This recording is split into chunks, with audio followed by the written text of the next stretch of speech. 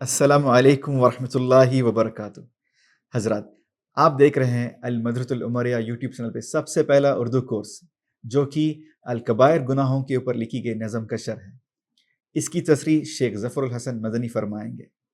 اگر آپ اس کورس کے ٹیلی گرام چینل میں شامل ہونا چاہتے ہیں تو اسکرین پہ دیے گئے لنک کو اپنے موبائل میں سرچ کریں۔ دوسری اہم بات، اگر آپ نے کبھی اس سے پہلے اے ایم یو اکیڈمی کے بارے میں نہیں سنا ہے تو اسکرین پہ دیے گئے ویب سائٹ کو اپنے موبائل میں سرچ کریں۔ اے ایم یو اکیڈمی ہر وہ شخص کے لیے ہے جو اپنے آپ کو ایک بہترین مسلمان بنانا چاہتا ہے، یا پھر عربی زبان سیکھنا چاہتا ہے، یا پھر ایک اسلام کو منظم طریقے میں سیکھ کے ایک سنجیدہ طالب علم بننا چاہتا ہے۔ جزاکم اللہ خیر۔ وَأَقُولُ فِي الْقُرْآنِ مَا جَاءَتْ بِهِ آيَاتُهُ فَهُوَ الْكَرِيمُ الْمُنزَالُ وَأَقُولُ قَالَ اللَّهُ جَلَّ جَلَالُهُ وَالْمُصْطَفَى الْهَادِي وَلَا أَتَأَوَّلُ۔ بسم اللہ الرحمن الرحیم، الحمد للہ رب العالمین والعاقبۃ للمتقین، والصلاة والسلام علی اشرف الانبیاء والمرسلین وعلی آلہ واصحابہ اجمعین ومن تبعہم بإحسان الی یوم الدین، اما بعد۔ محترم حضرات، دینی بھائیوں بہنوں، اس سے پہلے والی نشست میں 12 نمبر کا گناہ کبیرہ آپ کے سامنے پیش کیا گیا تھا، جو چوری تھی، کسی کا مال چرانا، کسی کا مال لوٹ لینا، اور اس کی سزا بھی بتا دی گئی تھی کہ والسارق والسارقۃ فاقطعوا ایدیہما جزاء بما کسبا نکالا من اللہ۔ آج کا جو گناہ ہے وہ بھی نہایت اہم ہے، اور جو آج ہمارے معاشرے میں بہت زیادہ عام ہو گیا ہے، وہ یہ ہے وَأَكْلُ مَالِ الْغَيْرِ۔ جھوٹ، فریب، دغا بازی کے ذریعے ناحق کسی کا مال کھانا اور لے لینا۔ کھانے کا مطلب نہیں کہ کھانا لے لینا، چھین لینا، قبضہ کر لینا، یہ بھی کبائر گناہوں میں سے گناہ ہے اور بدترین گناہ ہے۔ آج ہمارے معاشرے میں بہت ہی زیادہ عام ہے، اس کا کوئی لحاظ نہیں رکھا جاتا۔ وَأَكْلُ مَالِ الْغَيْرِ، ناحق کسی کا مال کھانا۔ اللہ نے فرمایا بزنس ہے، تجارت ہے، کاروبار ہے، کسی نے گفٹ دیا، کسی نے ہدیہ دیا، کسی نے تحفہ دے دیا اپنا مال، یا اس سے تم نے اجازت لے لیے، کھا لیا اور تمہارے لیے حلال ہے، لیکن ناحق غلط طریقے سے کسی کا مال کھانا یہ بدترین جرم اور گناہ کبیرہ ہے، حرام ہے۔ یہ قرآن پاک میں بھی غیروں کے مال باطل طریقے سے کھانے سے منع کیا ہے۔ اللہ رب العالمین سورۃ البقرہ آیت نمبر 188 میں بہت ہی تفصیل کے ساتھ بیان کر دیا ہے۔ فرمایا وَلَا تَأْكُلُوا أَمْوَالَكُمْ بَيْنَكُمْ بِالْبَاطِلِ وَتُدْلُوا بِهَا إِلَى الْحُكَّامِ لِتَأْكُلُوا فَرِيقًا مِّنْ أَمْوَالِ النَّاسِ بِالْإِثْمِ وَأَنْتُمْ تَعْلَمُونَ۔ اللہ رب العالمین فرمایا وَلَا تَأْكُلُوا أَمْوَالَكُمْ بَيْنَكُمْ بِالْبَاطِلِ، لوگو آپس میں ایک دوسرے کا مال باطل اور غلط ناجائز طریقے سے نہیں کھاؤ۔ ایک عام سی چیز ہے یہ، مثلا جھوٹ بول کر کے کھانا، جھوٹ بول کے کسی کا مال لے لینا، اپنے قوت اور طاقت کے ذریعے کسی کا مال غصب کر لینا، کسی سازش کے تحت کسی کے زمین اپنے نام کرا لینا، وراثت میں حصہ دینے کے بجائے کسی بہانے سے اپنا کر لینا، کسی کے کو دھوکہ دے کر کے کسی کے ساتھ جھوٹ معاملہ کر کے کھا لینا۔ اب آج کے دور میں ساری چیزیں عام ہیں، اور ہمیشہ کوئی نہ کوئی نئی چیز۔ آج دیکھتے ہوں گے آپ لوگ، آپ کے پاس ٹیلی فون آتا ہے، ٹیلی فون والا ایسی باتیں کرے گا، بھائی آپ اتنا مال بینک میں ڈال دیں اور فلاں چیز آپ کو جانے والی، اور دنیا بھر کی باتیں۔ آج صرف ٹیلی فون کے ذریعے کتنا فراڈ کیا جا رہا ہے، یہ بہت ساری شکلیں ہیں جو غیر کا مال باطل طریقے سے کھایا جا رہا ہے۔ اللہ نے فرمایا خبردار، لا تأکلوا اموالکم بینکم بالباطل ولا تأکلوا اموالکم بینکم بالباطل، تم آپس میں ایک دوسرے کا مال باطل طریقے سے، ناجائز طریقے سے مت کھاؤ، ناجائز طریقے سے، غلط طریقے سے، دغا بازی، دھوکہ دے کر کے نہیں کھاؤ، غش نہیں کرو۔ لیس منا من لم من غشنا فلیس منا، باطل طریقے سے نہیں کھاؤ مال کو۔ رسول صلی اللہ علیہ وسلم نے، اللہ تعالیٰ نے فرمایا، اور ہمارے ہاں باطل طریقے کے مال کھانے کا ایک بہت عام رواج ہے جس کو اللہ تعالیٰ نے یہاں بیان کیا، وَتُدْلُوا بِهَا إِلَى الْحُكَّامِ، اور کسی کا مال کھانے کے لیے کیس کر کے کسی کو عدالت میں لے کر کے جاؤ، وکیل کو کھلا کر کے پلا کر کے اپنے حق میں فیصلہ کرا کر کے غیروں کا مال ہڑپ کر لو، غیروں کی جائیداد ہڑپ کر لو، غیروں کی زمین ہڑپ کر لو، پراپرٹی تم ہڑپ کر لو، ایسی حرکت بھی نہ کرو۔ اللہ ارشاد فرماتے ہیں، اور تم اچھی طرح سے جانتے ہو کہ ہاں تمہارا حق نہیں ہے، لیکن کورٹ سے فیصلہ کروا کر کے، وکیل کے ذریعے، قاضی کے ذریعے، جج کے ذریعے اپنے حق میں تم نے فیصلہ کرا لے، کہتے دیکھے کورٹ نے فیصلہ کیا ہے، حالانکہ تم کو بھی اچھی طرح سے معلوم ہے کہ ہاں تم نے غیروں کا مال غصب کیا، وہ شخص راضی نہیں، خوش نہیں، تمہارے ٹکر کا نہیں، تم نے دبا لیا۔ اللہ نے، لیکن اللہ تعالیٰ وَأَنْتُمْ تَعْلَمُونَ، تم غلط کر رہے ہو، تمہیں بھی اس بات کا احساس ہے، کہ کورٹ کا فیصلہ آخرت میں تمہیں نہیں بچا سکے گا، قاضی کا فیصلہ، کورٹ اللہ تعالیٰ کے ہاں تمہیں نہیں بچا۔ اگر تم نے اپنی چرب زبانی، جھوٹے گواہوں، وکیل کو کھلا پلا کر کے اگر تم نے غیروں کا مال ہڑپ کر لیا ہے، تو یاد رکھو کہ ذرہ برابر یہ فیصلہ قیامت یہ تمہیں فائدہ نہیں پہنچائے گا۔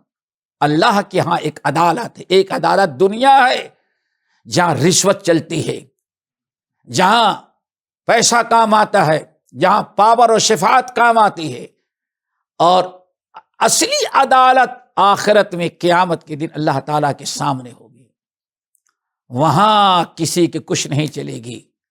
رب نے جس کو دیا ہے، تم نے جس کا چھینا ہے، اللہ تعالیٰ کو معلوم ہے، قیامت کے دن تمہیں پتہ چل جائے گا۔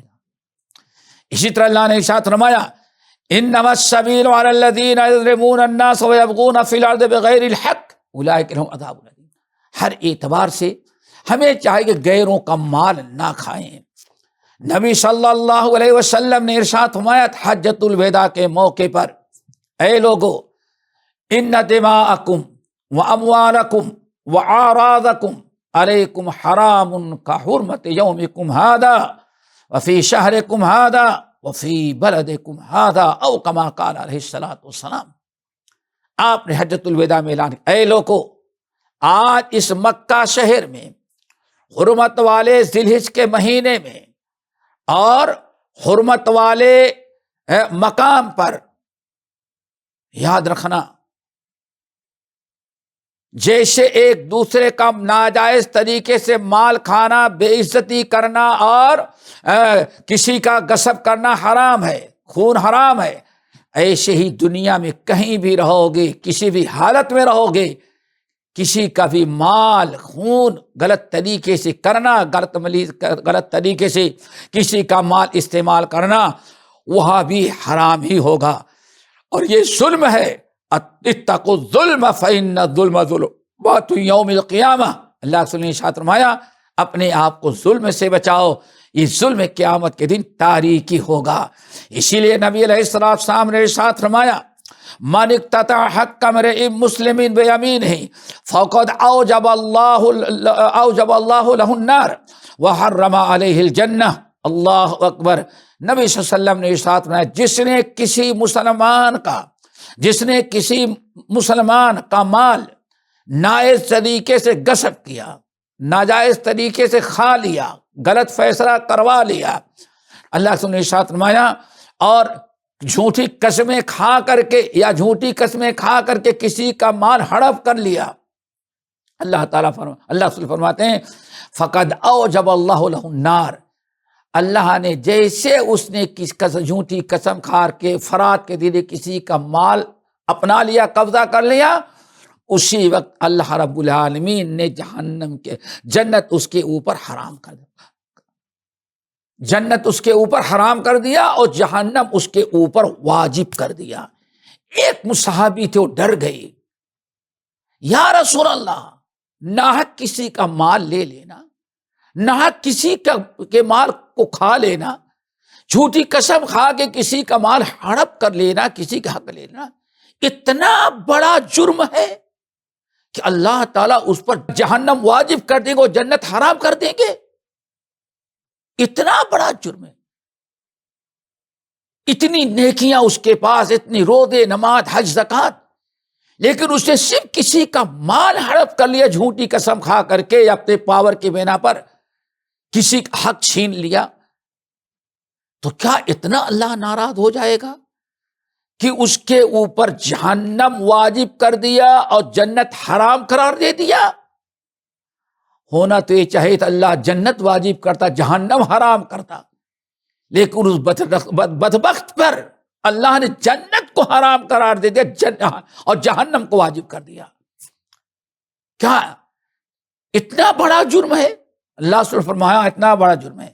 پھر انہوں نے کہا وَإِنْ كَانَ شَيْئًا يَسِيرًا، یا رسول اللہ کسی نے ایکڑوں اور کروڑوں اربوں خربوں کی جائیداد یا مال نہیں ہڑپ کیا، کوئی چھوٹی سی معمولی سی چیز تھی، قسم کھا کر کے یا اپنے پاور کے دے اس کو غصب کر لیا، کوئی بہت بڑی جائیداد اربوں خربوں کروڑوں تک کی نہیں، معمولی سی چند لاکھ کی یا چند ہزار کی یا اور معمولی چیز تھی، غیر کا حق، قریب کا حق، دوسرے کا حق اپنے لے کر کے قبضہ کر لیا، پاور کے ذریعے، جھوٹی گواہی کے ذریعے کھلا پلا کے قبضہ کر لیا، تو کیا اس پر بھی اللہ تعالیٰ چھوٹی سے چھوٹی چیز اگر غصب کر لیا، جھوٹی قسم کھا کے لے لیا، تو کیا اس پر بھی اللہ جنت حرام اور جہنم واجب کر دیں گے؟ نبی صلی اللہ علیہ وسلم نے ارشاد فرمایا ان کا وَإِنَّ قَصِيبًا مِّنْ أَرَاقٍ، ارے مسواک کے برابر بھی کسی کی چیز اگر جھوٹی قسم کھا کر کے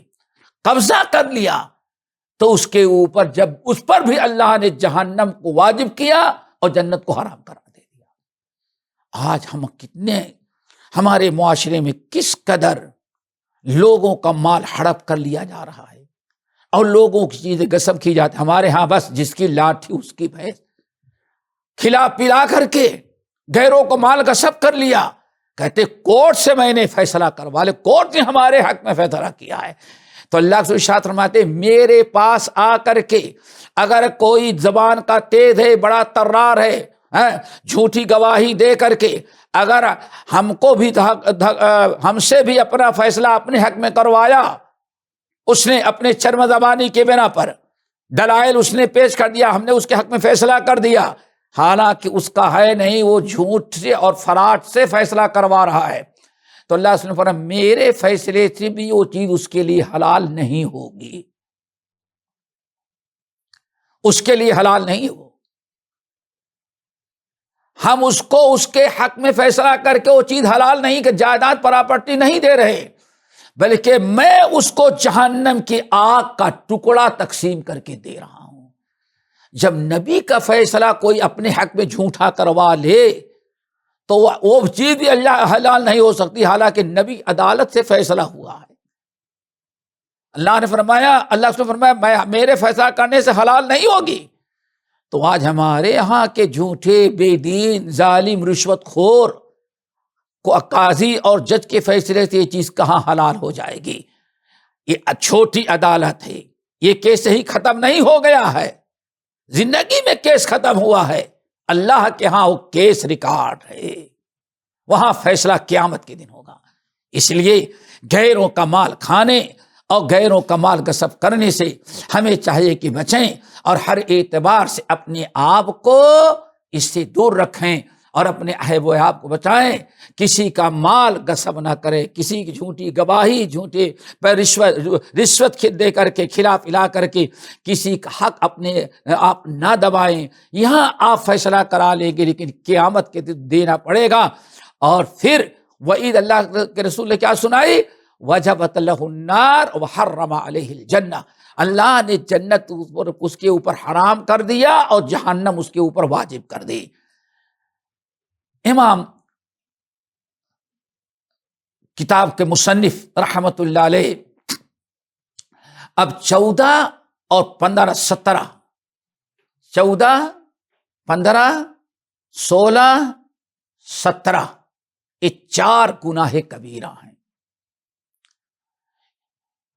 ان کے متعلق کہتے ہیں شہادت زور ثم عق لوالد وغیبت مغتاب نمیمت مفسد، یہ 4 گناہ اس نظم کے اندر 4 گناہ کبیرہ کا تذکرہ کیا ہے۔ شہادت زور ثم عق لوالد ثم عق لوالد وغیبت مغتاب ونمیمت مفسد، یہ 4 ان 4 گناہ کبیرہ کا تذکرہ کیا ہے اس نظم نمبر 10 میں۔ سب سے پہلے 14 نمبر شہادت الزور، جھوٹی گواہی دینا۔ دوستو جھوٹی گواہی دینا، ہمیشہ عدل و انصاف کا معاملہ ہونا چاہیے۔ قرآن نے ہمیں ارشاد فرمایا کہ قوامین بالقسط، عدل و انصاف کے علم بردار رہو، ہمیشہ عدل و انصاف۔ اپنی ذات، اپنے اہل و عیال کے خلاف بھی پڑے تو سچی گواہی دو، ماں باپ کی محبت حق پر غالب نہ آئے، یہ بدترین گناہوں میں سے ہے۔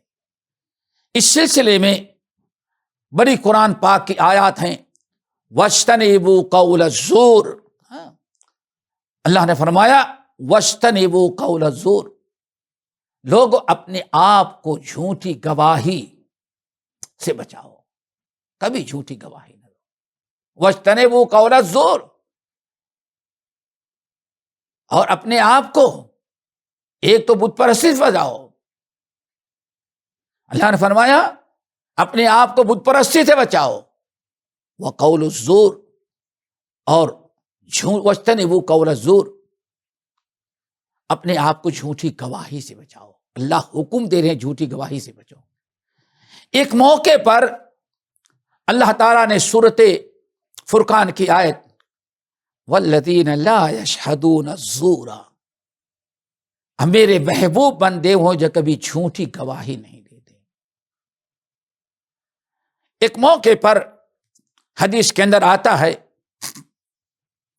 متعدد روایات ہیں، نبی صلی اللہ علیہ وسلم ایسے دیوار سے ٹیک لگا کر کے بیٹھے ہوئے تھے، پیٹھ مبارک دیوار سے ٹیکے ہوئے تھے اور آپ بیٹھے تھے، صحابہ کرام اس طرح سے دائیں بائیں ارد گرد آپ کو گھیر کر کے بیٹھے ہوئے تھے۔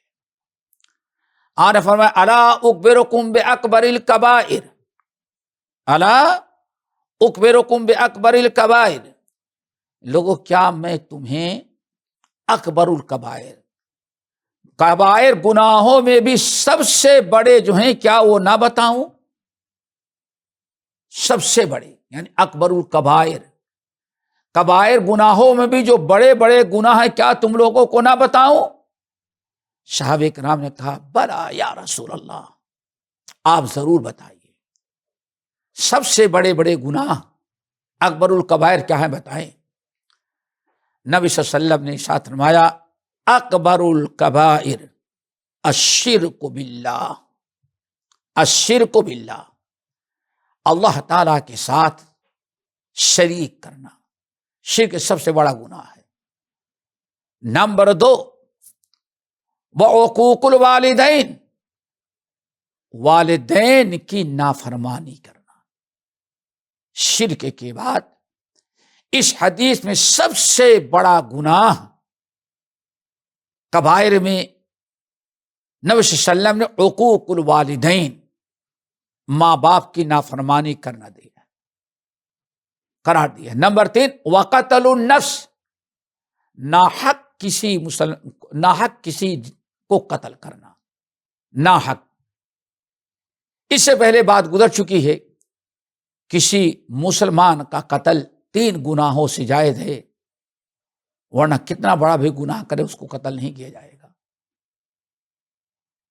ایک مسلمان نے کسی کو قتل کر دیا تو مقتول کے بدلے قاتل کو قتل کیا جائے گا۔ نمبر 2 دین سے مرتد ہو جائے اس کو قتل کیا جائے گا۔ نمبر 3 شادی شدہ مسلمان اگر زنا کر لے تو اس کو رجم کیا جائے گا، اتنے پتھر مارے جائیں کہ مر جائے۔ اس کے علاوہ کسی مسلمان کا خون حلال نہیں ہے، سزا دی جائے گی، حد جاری کی جائے گی اگر حد والا گناہ کیا ہے، لیکن جان سے نہیں مارے، جان نہیں لی جائے گی۔ تو آپ نے فرمایا وقتل النفس۔ نمبر 3 وقول الزور،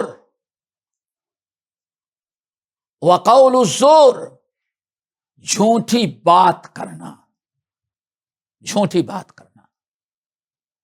اور ایک روایت میں آیا شہادت الزور، جھوٹی گواہی دینا۔ یہاں دیکھیں نبی صلی اللہ علیہ وسلم نے جھوٹی گواہی کو اکبر الکبائر قرار دیا ہے۔ اللہ نے ہمیں قرآن میں واضح طور پر منع کیا ہے، ہمیشہ سچی گواہی دو، ولو علی انفسکم، گرچہ تمہاری اپنی ذات کے خلاف پڑے۔ جب بھی سچی گواہی اپنے خلاف بھی پڑے، ابالوالدین، اپنے ماں باپ کے خلاف پڑے، اپنے بھائی اور اولاد کے خلاف پڑے، جب بھی سچی گواہی کو بلند کرنا، سچی گواہی دینا، اب چاہے اپنے موافق پڑے یا اپنے مخالف بنے۔ تو یہ ایک بدترین گناہ کبیرہ ہے جس کی آج دنیا میں کوئی قدر نہیں رہ گئی ہے۔ آج جھوٹی گواہی دینا، بلکہ جھوٹی گواہی دینے کے لیے ٹریننگ دی جاتی ہے، سمجھایا جاتا ہے، بتایا جاتا ہے۔ ہر انسان کو چاہیے کہ اپنے آپ کو ہمیشہ جھوٹی گواہی سے دور رکھا جائے۔ یہ جھوٹی گواہی انسان کے لیے بہت ہی زیادہ نقصان دہ دنیا کے اندر بھی ہے اور آخرت میں بھی ہے، اس لیے جھوٹی گواہی سے اپنے آپ کو بچائیں۔ گناہ نمبر 15،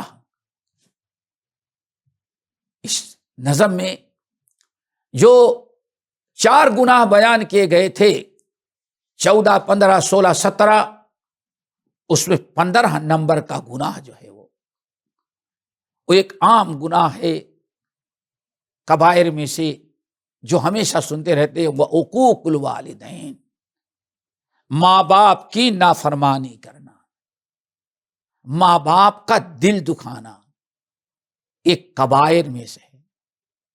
ماں باپ کو ستانا، ماں باپ کی بات نہ سننا، یہ بدترین گناہ کبائر میں سے ہے۔ انسان کو چاہے کہ اس سے آپ کو بچائے۔ اللہ سبحانہ وَلَا تَعُقَّنَّ، اللہ سبحانہ فرمایا وَلَا تَعُقَّنَّ وَالِدَيْكَ وَإِنْ أَمَرَاكَ أَن تَخْرُجَ مِنْ أَهْلِكَ وَمِنْ مَالِكَ وَدُنْيَاكَ فَاخْرُجْ۔ اللہ رسول نے فرمایا ماں باپ کی نافرمانی نہیں کرنا۔ وَلَا تَعُقَّنَّ وَالِدَيْنِ، معاذ کبھی والدین کی نافرمانی نہیں کرنا۔ وَإِنْ أَمَرَاكَ، اگر تمہارے ماں باپ غصے میں کہیں گھر چھوڑ کے نکل جا، تو تھوڑی دیر کے لیے نکل جانا، پلٹ کر کے ماں باپ کو جواب نہیں دے گا میں نہیں نکلوں گا۔ دوستو کتنا بڑا حکم ہے، ماں باپ کی نافرمانی کتنی بدترین چیز ہے۔ وَلَا تَعُقَّنَّ وَالِدَيْكَ، ابھی آپ نے حدیث سنا، نبی صلی اللہ علیہ وسلم پیچھے ٹیک لگا کر کے بیٹھے ہوئے ہیں، اور فرمایا الا اخبرکم باکبر الکبائر، سب سے بڑا گناہ کیا ہے بتاؤں؟ کیا گناہ ہے؟ تو اس میں ایک گناہ آپ نے سنا، وہ عقوق الوالدین۔ نبی صلی اللہ علیہ وسلم نے ارشاد فرمایا، ثلاثۃ لا یقبل منہم شرف ولا عدل، تین قسم کے میرے امتیوں میں تین قسم کے مجرمین ہیں، اتنا بڑا جرم انہوں نے کیا، ان کی نہ کوئی نفلی عبادت مقبول ہے نہ کوئی فردی عبادت، کوئی عبادت اللہ قبول ہی نہیں کرتا۔ کتنا بدترین جرم ہے۔ ثلاثۃ لا یقبل اللہ منہم شرفا ولا عدلا، میرے امت میں تین قسم کے لوگ ہیں جن کی کوئی چیز، کوئی عبادت، فردی، نفلی، مالی، بدنی، حج، عمرہ، کوئی عبادت اللہ قبول ہی نہیں کرتا۔ وہ چیزیں کیا ہیں؟ نمبر ایک، مکذب بالقدر، تقدیر کا انکار کرنے والا۔ نمبر دو، والمنان، احسان کر کے احسان جتلانے والا۔ نمبر تین، وعاق لوالدیہ، والدین کی نافرمانی کرنے والا، والدین کو ستانے والا، ماں باپ کا دل دکھانے والا، ماں باپ کو ستانے والا۔ اتنا بڑا گناہ اس نے کیا، ایسا کبیرہ گناہ کیا کہ نبی صلی اللہ علیہ وسلم ارشاد فرماتے اس کی کوئی عبادت ہی اللہ تعالیٰ قبول نہیں کرتے۔ دوستو کتنی بدنصیبی ہے، کتنی بڑی بدنصیبی، نیکیاں کرے انسان لیکن قبول نہ ہو، اور جرم کیا ہے؟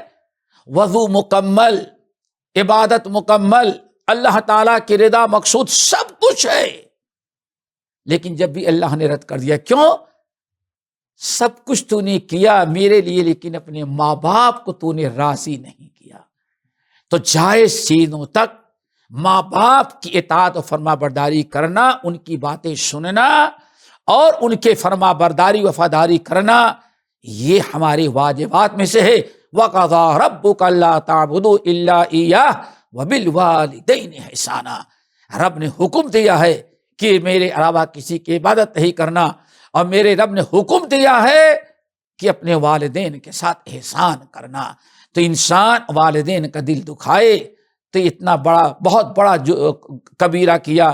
عبداللہ ابن عمر ابن الخطاب رضی اللہ تعالیٰ عنہ فرماتے تھے، امام بخاری ناقل ہے، کہتے ہیں کہ عبداللہ بن عمر کہتے ہیں، من اکبر الکبائر من الکبائر، کبیرہ گناہوں میں سے یہ بھی ہے کہ تو ماں باپ کو اتنا تنگ کرے کہ تیرے ماں باپ کے آنکھوں میں آنسو آ جائے، اتنا ماں باپ کو ستایا اور ایسی ان کی نافرمانی کی، اتنا ان کو تنگ کرتا ہے کہ تجھے تیری باتیں سن کر کے، تیری حرکتیں دیکھ کر کے ماں باپ کے آنکھ میں آنسو آ جائے، یہ بھی بدترین کبیرہ گناہ ہے۔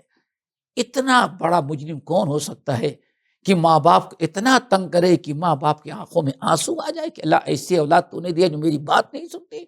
تو ماں باپ کا فرما بردار ہو۔ بہرحال اسی پر اس بات کو ہم روکتے ہیں، باقی انشاءاللہ اگلی نشست سے ہم بیان کریں گے۔ اقول قولی ھذا واستغفر اللہ من کل ذنب واتوب الیہ۔